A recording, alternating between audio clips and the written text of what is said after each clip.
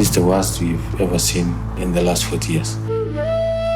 This is the worst drought ever. People are getting to a point of where they are fighting so that they get to live, you know? It's a matter of life and death. The situation is very bad. In some of the counties, we're talking about 60% of the population is in crisis. If it won't rain within this year, it's going to be pathetic.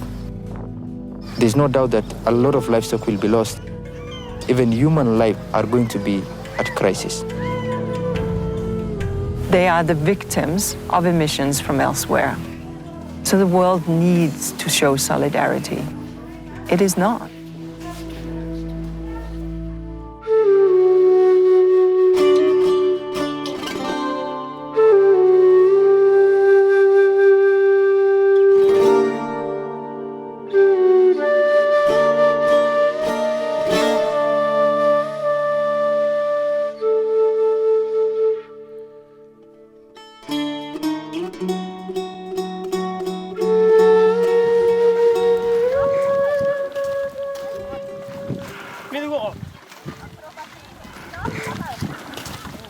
We've had 4 failed rainy seasons. Here the health is deteriorating. There are no health centers around. The nearest health center is around 76 kilometers. That's the link facility to this outreach site. Most of the children here are malnourished. There is no water. The water is salty, so that means they cannot drink or use it at their households, the water. So they rely mostly on water tracking. And for water tracking, maybe per jerrycan is 40 shillings. And the one who can buy, who has the money, is the one who can get access to the water. But if you don't have that 40 shillings, you cannot get that water. How drought has really affected the community. Malnourished children are either given SFP or plumpy nut or plumpy sap. You might find at the household level, the mother has nothing to cook for her other children. So the only source of food is that plumpy nut, which she has been given by the nutritionist.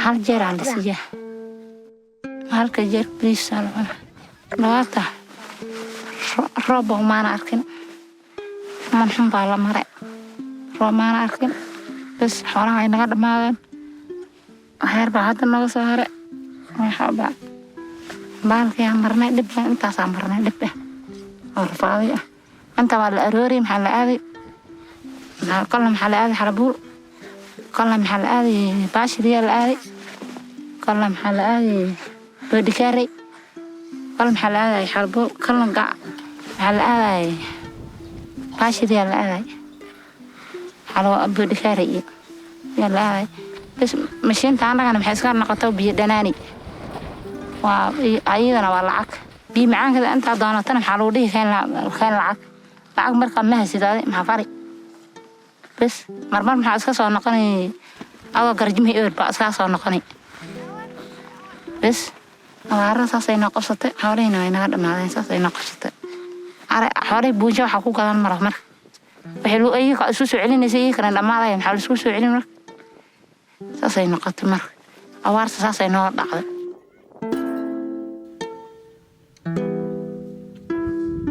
awaara ودنتا وارا كدهنا ولا قشة ولا ودنتا وارا كدهنا وان قرن مر ما في لقشة مقار كذي على كساقات بس هاي لنا هذا ما ذي المقار كذي أنك صباحنا مرك مقار كأنت كأنه نبأ بس مقار ما نحول هاي لما مقار كذي أنك صباحنا مقار كأنت صادق عن مرك.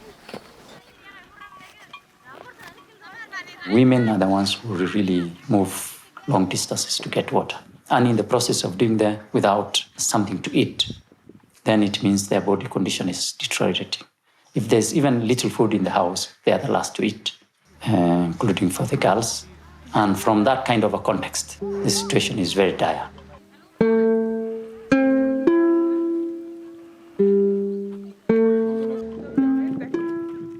haddaan dhaqaaqno 3 saac habeennimaan cideeda tag saakana halka saacan ka soo dhaqaaqne intana waxaan imaanay 5 saac hal maalin baa la qadi xalay way socotay gabadha xoolaha biyo la gaarsiin lay ku dicda jiifaan lo iyo arbo marka dameeray xalay geysay saakana gaadiidkan soo daba mari maalin booyad meelaha wax laga soo shooay garjanko aan qaadana waxaan dhan dareema waa lagu xanuunsan lacag akalan ma fahayna yakum baa dawdaana aan ku soo aroorayna baan walba la darsanaya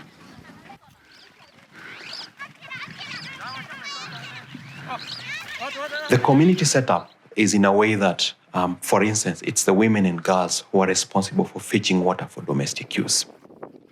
When water points dry up, they have to travel longer distances in order to get water for domestic use. In the process of traveling longer distances, number one, girls are forced to drop out of school because they have to spend more time fetching water. Women also have to abandon their daily chores because they have to spend more time traveling to get water. And in the process of traveling longer distance, they are also faced with protection risks. Issues such as gender-based violence. This is a real concern for women and children. Kila siku tutachota maji. Akutumia muda mrefu. Anaturudi mara mbili. Wakati lingine ni fumbi. Nikitoka nyumbani hawezi pita haraka kwa sababu ya fumbi. Lingine niko mbali. Maji kunywa kwa ni mbaya. Kwa shida ni hivi. Imagine chumvi lakini tutumia kunywa kwa sababu bila ngine.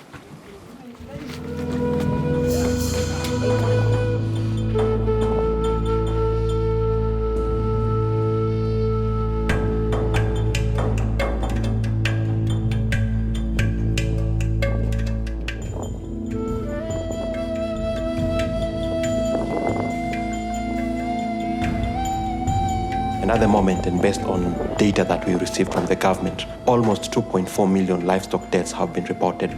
And because of lack of rain, the water points are also drying up. That is the situation in northern Kenya at the moment. ساعن فديا توردرني أبارهن دعين إلهي بحن كرا أبار صوفت دون لفرستي بعد عنو وايي بيه عبانا وجوبي مركا أبارتن إلهي بحن كرا سيدا أولي ساعن يفرستي وحمر لو كلا أول أسيق قوي ملها أبارتن دواح من الله وكان عدي إلهي بحن كرا أول بالله بالمقاوين دواء يهيد دمادين أبارتن كرسي مركوسنا كلا نقله داونا وان قدرنا بينا وورابنا راشين لسه قدنا ولا سيا هذا بونش انت الوسيبو وحرمنا أبارت وي سامي سردا سوق واحد ولا قصو قدنا لا هي لعقتي عقدت وحكو مقوينيسو حوله بركوس سنة نقدان واحد منا واحد راشين لسينايو إلهي بان نورشان إسكاله وحرمنا الدولة ده حنكو عسنا هي السعودان إني راشين دد الدنيا بل إنو كنان بيها إيغان واجومبي بينا إنو كنان marka inkastoo ay tahay anigoon bawligeytanoo kala arkin lo eri waxaan lahayn hataa geel wax joogo male waa dhamaadeen xoolihii ممكن تلعب غاضة هدو أدعى ووريرا محا هلب مهل أنا وأي وقت يقول لك لما حسوا أنا بقتل كجر حراش كذا أنا نفتي القتل عن كجر هات الدولة ده إلهي حجيسة وحلق السوق وحين نوقبلت هنوقبت وأنا ما ذور كيد أنت سؤالي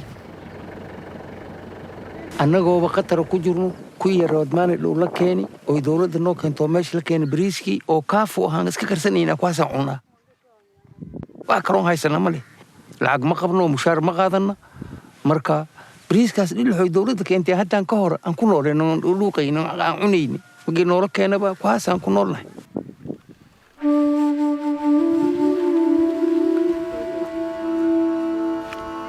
These are pastoralists, and livelihoods rely on livestock, and 2.4 million deaths have been reported so far. That is huge, considering that almost 70% of livestock in Kenya come from the arid and semi-arid counties. What that means is that there is no milk for children, and so children face the risk of malnutrition.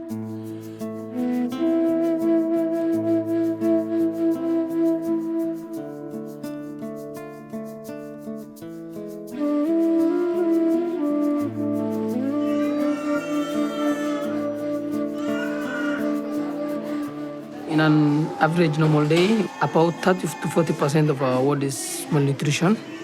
And now where we have drought, during floods, during extreme cases, we get a huge number, close to 20 cases of malnutrition in the world.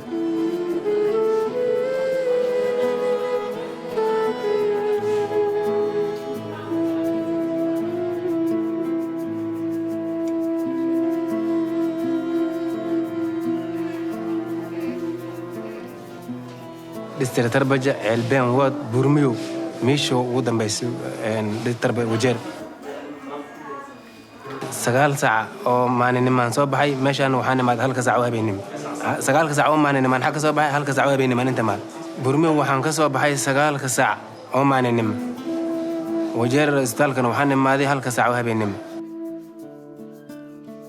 cid cunuga hooyadiis iyo aniga waa isla soo qaadnay ilma yar yar oo kale oo baad oo 5 ah cid aan ugu soo tagnay oo hooyo wax la jiri jiray markaan xaq ka soo tagaynay jeebkaan baan ku soo tagnay markaan ambulance kale oo qof kale ka soo qaaday meel kale ayaa ilaahay dhaxda nagu sii oo meesha naga soo saacideysay meesha naga soo qaad oo inta ku imaan wax dhinta haddaan ka hor ma lehen laakiin wax saan oo kale waa jiraan way tuurin yihiin weliba meesha waa meel oon leh oo biyo aan lehen بيها هالمشين وعيل هكا قدن عيل كاتني بيهيس وادنان الدنيا واحد ضده استعماله كان حتى ملهن بيكلوا الاستعمال انا ملهن waxaan maanan booyid lu amaan hal maanan kale timaado hadana 3 week oo kale maqnaanaysa moogo biikolo hadda tagana malen biyaha idoo meesha laga isticmaalan waa biyo dhanaan oo dadka wax ku isticmaali karaan aan la cabi karin waxaan suubin kara malen intaas ilaahay roobkeena oo naxariis la helo waa gaar maayada wax meesha yeelo oo haddaan aan ku ogsoonahay malen dhibaatadiis minta ku imaaday. There is increasing number of cases of malnutrition currently due to the ravaging drought and the poor socioeconomic status of the people living here. So the cases have actually been increasing and we get more of them now compared to before. Once they land in our hospital, we basically manage them. The severity differs. There are ones that are more severe than others. And the length of the hospital stay depends on the severity. There are those that stay within few days. And some of them stay as long as 1 month. And the worst scenario, we even get mortalities. wargududan marka wargudan ka soo qaatar bajaan keenay waxa la yiraahdaa magaas caynta soo celi waa darsaday waa keenay waxaan keen wargududan aan ka soo qaaday waa caruur yar yar jaraan imaaday ilaaham hadda alxamdulillah shukr waa lii daaway hadda sidii hore hadda loo fiiri waa caynta laakiin calooshiisa aad bay u barsantaa abaaraha dhulku si fiican ay u saameysmaa wax la sheegaa maaha cudurkii baahi u keentay ilmaha waxaa suuxay quraac dhalaal hagaagsan oo canjeera oo duuna casirkii maxaa la cuni jiray cuntada la cuni jiray ma hayis wax isku soo qaadanaysa ma haysat maxaa la ogtaa xoolihi abaaradish maxaa la gadanaa waxbana waa la iska joogaa cawada haddana istrinji yar la iska karsanaa cunuga waxaa la dhahay beerkaas ka bararsan yahay Nairobi waxaan ugu qaada ma bahay waxaan ugu qaada saaki marka ilmaha dib loo sii jiraan bacab loo karin maxaa ugu qaada. The main problem currently we are facing was delayed presentation. They come in advanced stage where minimal can be done. There has been shortage of resources, but it's not the primary problem. We run out of stock once in a while, but majority of the time we have the stock with us.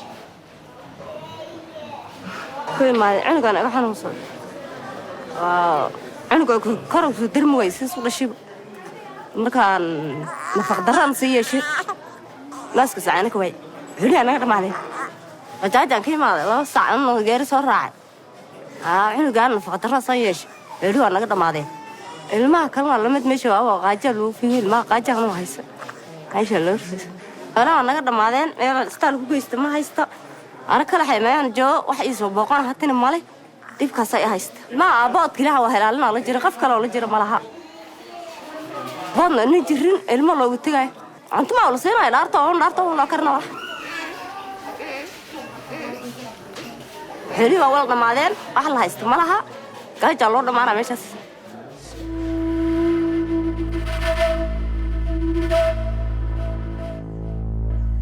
If you look at the situation now, we are seeing more and more counties sliding what we call emergency phase of food insecurity. As rain continue to fail, we will see more and more households moving into an emergency phase. What that means is more and more households will be not able to afford meals or get meals to eat. We will be seeing more and more children sliding into malnutrition. And so that's the reason, as Save the Children, we say we need to act now. We need to provide the life-saving interventions at this point in time. It's a painful thing. And it's sad that these people don't know what is happening. They think it's God. And the truth is that it is man-made effects that are continuing to hurt our own people, our own humanity, people who do not know how to even react or even behave towards it. For them now, it's just a matter of survival. If we are not careful and if we don't act now, this is going to be almost a pandemic, if I would call it.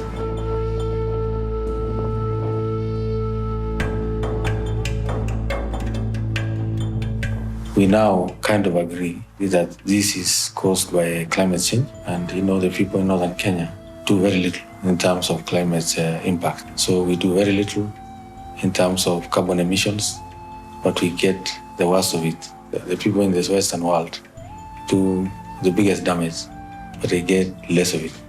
It's a very unfair situation. Those who generate the biggest carbon emissions are affected less. Those who generate almost no carbon emission are affected most. And that's the people of northern Kenya, including the people of Samburu County. This message should reach those people in the West to help us go through this drought situation, because we contribute very little in terms of carbon emissions. We contribute almost nothing in terms of climate change. But we are the victims, the biggest victims.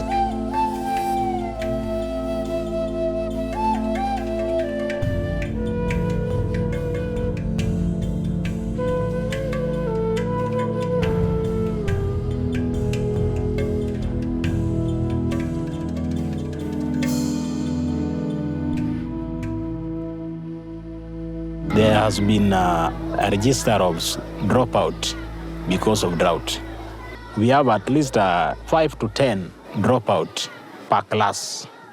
And because that is the work of the teachers to find out what is happening, we have also realized that what has brought this dropout is scarcity of food and other assistance, other subsistence that the parents may need.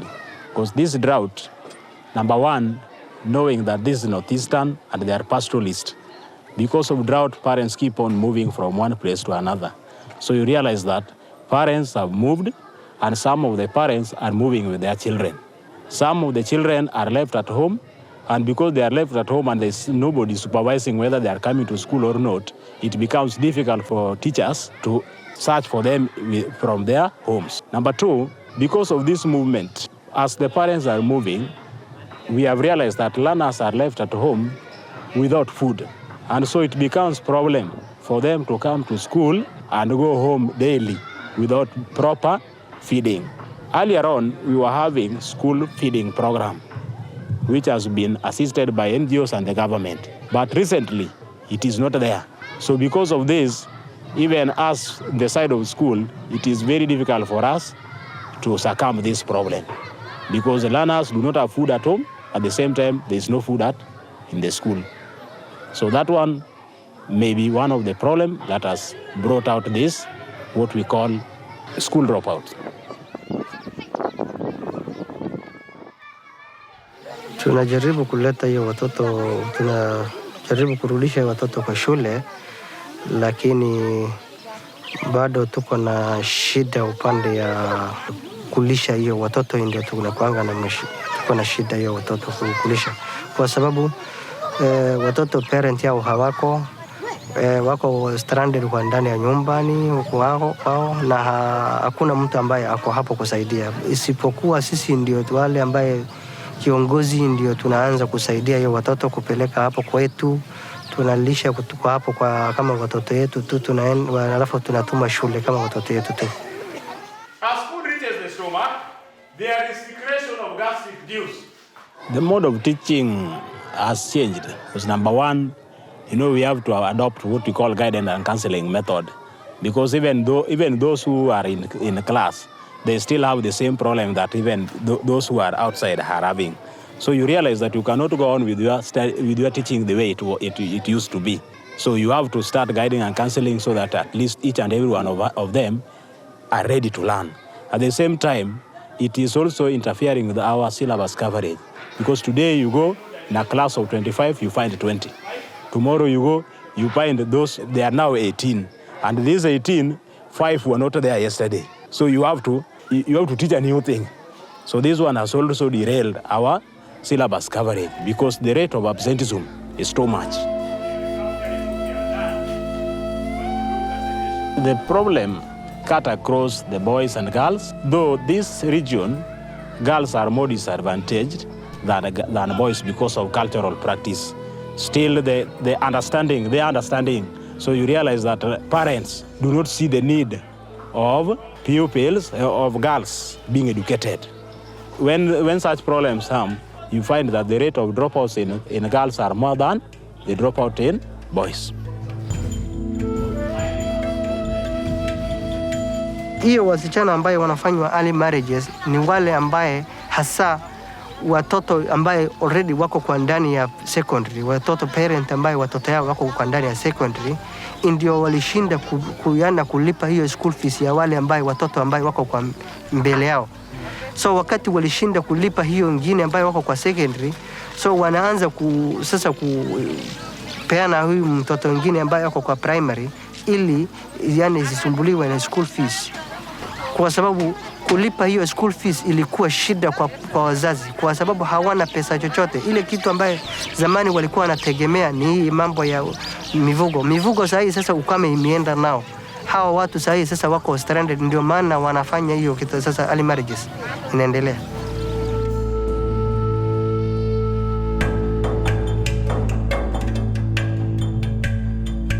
If you really look at the current appeal of the drought situation, which is at $320 million, it is funded up to $181 million. There's a gap of 144. With the situation worsening, we anticipate the figures needed will be higher. What is spent on education, for example, in that response is around 19%. And largely, it is trying to ensure schools are still ongoing through feeding programs or water is availed or things like that. But for us to really keep those children in school, then the school must be able to have a way to keep that child in. So there should be a feeding program. Or if they're in those areas, then we have boarding facilities that really work for the pastoral setup. And we can keep them in school for longer. If you don't have that kind of a strategy, then all the young girls will be married off.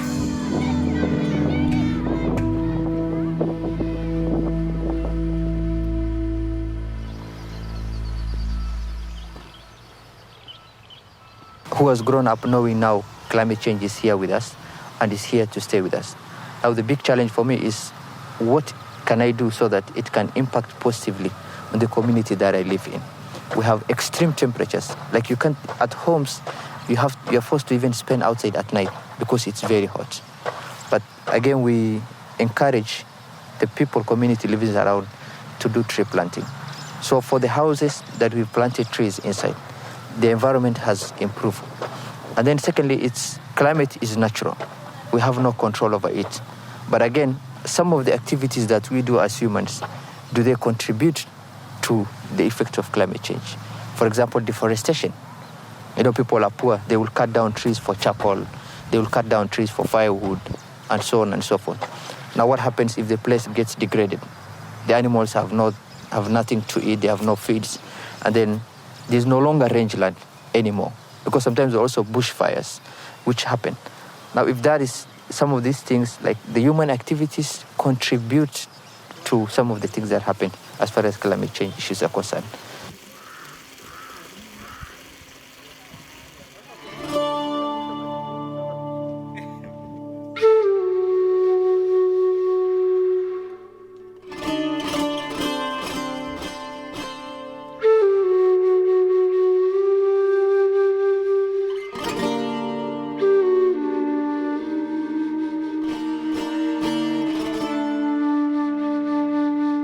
The more we have vegetation, the more the little rain that comes will be retained like a sponge. We call it the sponge effect.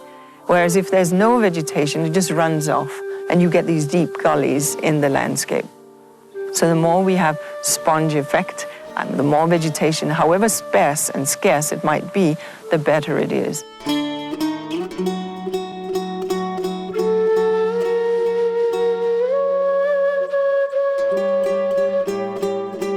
These are things that are known to our government. They know that these areas are prone to drought. They knew it was coming, and we shouldn't act as if we are surprised.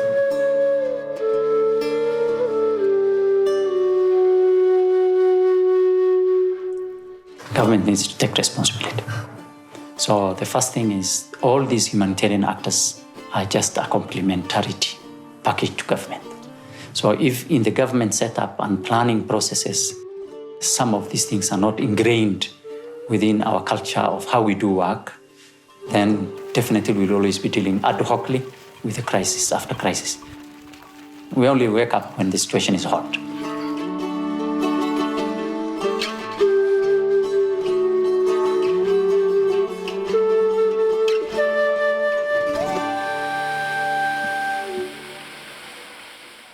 Planning is crucial, and for us, we are calling and will continue calling the government to act and act immediately.